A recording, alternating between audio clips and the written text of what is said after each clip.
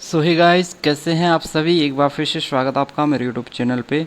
तो आपको पता है HNB-GU के न्यू रजिस्ट्रेशन जो है यूजी कोर्सेज़ के ऑलरेडी स्टार्ट हो चुके हैं। और एफिलेटेड कॉलेजों का तो मैंने वैसे एक DAV PG कॉलेज देहरादून का एग्जांपल्स दे के उसकी वीडियो बनाई है। HNB-GU का भी मैं आपको बता देता हूँ। वैसे प्रोसेस सेम है। सबसे पहले इस वेबसाइट पे आना, आपको न्यू रजिस्ट्रेशन पे जाना होता है। न्यू रजिस्ट्रेशन पे जाने के बाद यहाँ पे अपना CUT application number, date of birth डालना होता है और यहाँ पे ये कोड डालने के बाद रजिस्टर करना होता है। एक बारी मैं यहाँ पे CUT application number, date of birth डाल के रजिस्ट्रेशन कर लेता हूँ। उसके बाद यहाँ पे मोबाइल नंबर पे आपकी मेल आईडी पे एक OTP जाता है। यहाँ पे आपको OTP डालना होता है और एक पासवर्ड आपको यहाँ पे बनाना होता है। फिर सबमिट OTP पे आपको यहाँ पे क्लिक करना होता है। अब देखो OTP डालने के बाद लॉगिन कर लेना। लॉगिन करने के बाद यहाँ पे आपकी प्रोफाइल खुल जाती है। अब यहाँ पे आपको कंप्लीट यूर प्रोफाइल पे जाना है और आपकी प्रोफाइल को कंप्लीट करना है, ठीक है। यहाँ पे आपकी पर्सनल डिटेल्स होगी, आपको यहाँ पे ये फिल करना है। बाकी इसमें कुछ अदर डिटेल्स है, जैसे ये प्राइम मिनिस्टर्स वगैरह, ये सारा आपको जहाँ पे आप फॉलो करते हो जो आपका है वो यस यस कर देना। अदरवाइज़ इसको क्या कर देना, नो कर देना, ठीक है। तो ये मैं फॉर्म भर रहा हूँ आपके सामने। यहाँ पे बैंक अकाउंट नंबर्स वगैरह डाल देना। यहाँ पे एड्रेस आपका आ जाएगा और फिर इसको सेव कर देना है। उसके बाद यहाँ पे जो अगला स्टेप्स आता है ये भी आपको फिल कर देना है, ठीक है। NCC सर्टिफिकेट है, यस या नो कर देंगे। नेशनल लेवल का NSS सर्टिफिकेट है, ठीक है नहीं है, जो भी है। यहाँ पर लिखा है कि आपके मम्मी पापा जो है HNB-GU के जो हैं वो हैं एम्प्लॉय हैं, तो वो भी आप देख लेना। ये अपने हिसाब से भर देना। कुल मिला के कहने का मतलब है जो आपको है वो यहाँ पे भर देना। बाकी इसको सेव डिटेल्स कर देंगे, ठीक है। उसके बाद इसको नेक्स्ट कर देंगे। यहाँ पे फ़ोटो वगैरह आपकी अपलोड होनी है। Photo signature, CUT score card और CUT एडमिट कार्ड यहाँ पे अपलोड होना है, ठीक है। और देखो, जब भी आप ये फॉर्म भरेंगे, चाहे वो एफिलेटेड कॉलेज का है या HNB-GU के मेन कैंपस का है, हमेशा फॉर्म को ध्यान से भरना। और इसमें एक स्टेप्स आता है submit and log profile detail.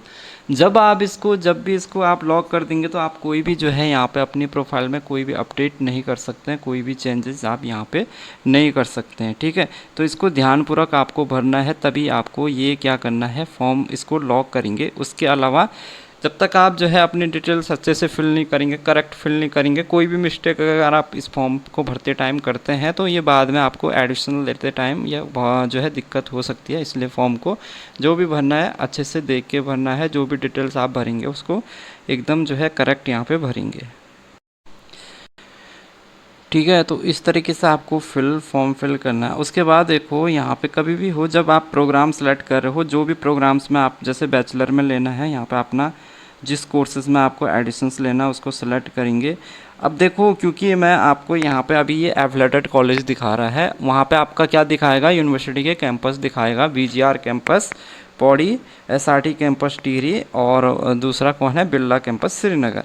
अब जिस स्टूडेंट्स का मैं फॉर्म फिल करता है यूनिवर्सिटी के लिए, मेन यूनिवर्सिटी के लिए जो कैंपस है, उसमें देखो उसका पूरी इन्फॉर्मेशन जो डिटेल्स है वो मेरे पास थी नहीं, इसलिए वो मैंने वहाँ पे लॉक नहीं किया था। वो मैंने आपको एक चीज़ बताई है कि जब भी आप उस चीज़ को लॉक कर देंगे और प्रोफाइल को सबमिट कर देंगे तो उसके बाद उसमें कोई भी चेंजेस अपडेट नहीं कर पाएंगे आपको। इस तरीके से मैंने वो लॉक नहीं किया है।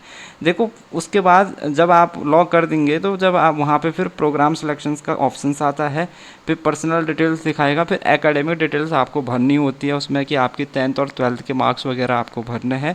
अदर डिटेल्स आपको फिल करनी है और फिर अपलोड करना है। अपलोड में देखो आपके तो फ़ोटो जाएगी, सिग्नेचर जाएगा, 10th की मार्कशीट सर्टिफिकेट, 12th की मार्कशीट सर्टिफिकेट और CUT score card, CUT admit card. उसके बाद ये आपको दिखाएगा फॉर्म को और लास्ट में आपको पेमेंट का ऑप्शन आता है। तो जैसे प्रोग्राम में सेलेक्ट करते हैं आप, प्रोग्राम्स यहाँ पे डालेंगे, फिर यहाँ पे कॉलेज का नाम, कैंपस का नाम आप डालेंगे, ठीक है। कैंपस का नाम क्यों डालेंगे मैं आपको बता रहा हूँ अभी, मेन कैंपस में यूनिवर्सिटी के एडमिशन लेने के लिए, ठीक है। क्योंकि मैंने अभी एफिलेटेड कॉलेज की पोर्टल्स पे लॉगिन कर दिया है, तो दो पोर्टल्स हैं। यूनिवर्सिटी के मेन कैंपस में अगर आपको एडमिशन लेना तो उसका पोर्टल अलग है, और यदि आपने यूनिवर्सिटी से एफिलेटेड कॉलेजों में एडमिशन लेना है तो उसके लिए पोर्टल्स अलग है, ठीक है। जब भी आप कॉलेज सेलेक्ट करेंगे उसको प्रोसेस कर देंगे, ठीक है।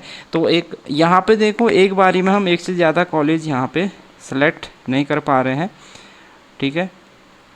और अगर करेंगे तो वो भी मैं आपको बता दूंगा। हालांकि यहाँ पे वैसे मैंने देखा यहाँ पे, जैसे मैं एक बार इसको प्रीव्यू वाले ऑप्शंस में जाता हूँ।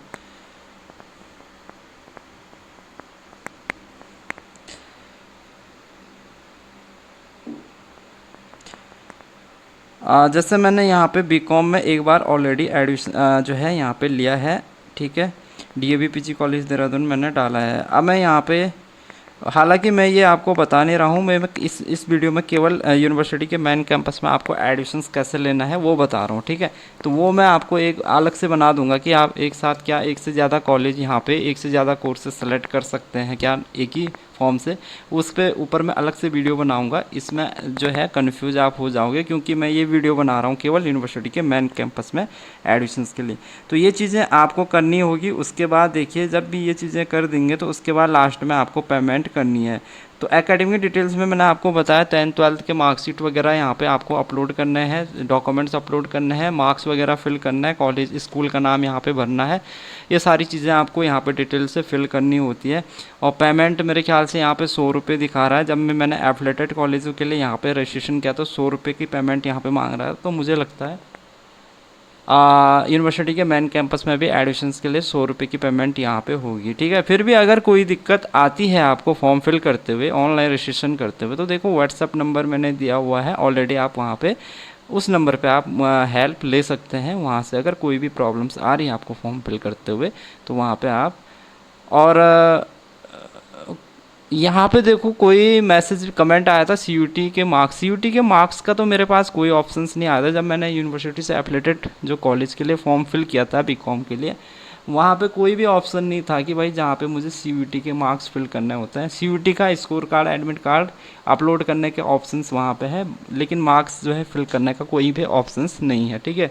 तो ये चीज़ है, इस तरीके से आपको ये फॉर्म फिल करना है HNB-GU का जो है यूजी कोर्सेज़ के लिए, ठीक है। तो केवल बैचलर प्रोग्राम साहब। और एक चीज़ और कि जिस कोर्सेज़ के लिए आपने सीयूटी में जब आपने फॉर्म फिल किया था तो वहाँ पे आपने जिन कोर्सेज़ से एंट्रेंस एग्ज़ाम दिया है, जिस सब्जेक्ट कोर्स से आपने एंट्रेंस एग्ज़ाम दिया था, उसी के आधार पे यहाँ पे कोर्सेज़ के नाम आएंगे। क्योंकि एक स्टूडेंट्स का मेरे पास मैसेज आया था कि उसने जो है क्या जनरल टेस्ट नहीं दिया था। तो जनरल टेस्ट नहीं दिया था उसे बीए में एडमिशन लेना, जबकि बीए के लिए जनरल टेस्ट कंपलसरी है। तो ऐसा होगा कि देखो, अगर आपने उस कंसर्न सब्जेक्ट से, उन कंसर्न सब्जेक्ट से जो दे रखा है कि भाई मैपिंग सब्जेक्ट का डोमेन सब्जेक्ट का कॉम्बिनेशन दे रखा था, अगर आपने उस सब्जेक्ट से एंट्रेंस एग्जाम्स नहीं दिया था तो आप उस कोर्सेज में एडमिशन नहीं ले सकते हैं। जिस कोर्सेज में वो देखो, जिसके लिए जो एलिजिबिलिटी रखी है कि जैसे मुझे बीए में एडमिशन लेना है तो मुझे जनरल टेस्ट देना ज़रूरी है, ऐसे ही और कोर्सेज़ के लिए भी वहाँ पे डोमेन सब्जेक्ट रखे गए हैं कॉम्बिनेशन, तो आप उन्हीं कोर्सेज़ में एडमिशन्स ले सकते हैं। तो ये चीज़ ध्यान देना। फिर भी ऐसे स्टूडेंट्स देखो, आप किसी न किसी कोर्स के लिए इनरोल तो होंगे, तो जिस कोर्स के लिए आप इनरोल हो रहे हो, जिसमें आप एलिजिबल हो, उसको ही आप फिल कर देना, ठीक है। अगर जैसे मैंने जनरल टेस्ट का नहीं दिया और मेरे को बीए में लेना है, तो क्योंकि अब बीए का ऑप्शन तो वहाँ पे आएगा नहीं ना, फिर आपने किसी और सब्जेक्ट से दिया होगा तो उस सब्जेक्ट से रिलेटिव जो भी कोर्सेज वहाँ पे आ रहा होगा उससे आप जो है अपना एडमिशन्स ले सकते हैं उस कोर्सेज़ में। हालांकि बाद में देखो सीट खाली होने के बाद आप अपना ट्रांसफ़र बीए में करवा सकते हैं, वो बात की बात है। एक बार एडमिशन हो जाए तो एडमिशन लेने के बाद अगर सीटें खाली रहती है बीए में, तो एक एग्जांपल के तौर पे मैं आपको बता रहा हूँ, तब वहाँ पे आप अपना सीट क्या कर सकते हैं, अपडेट करवा सकते हैं एक कोर्स से दूसरे कोर्सेज़ में।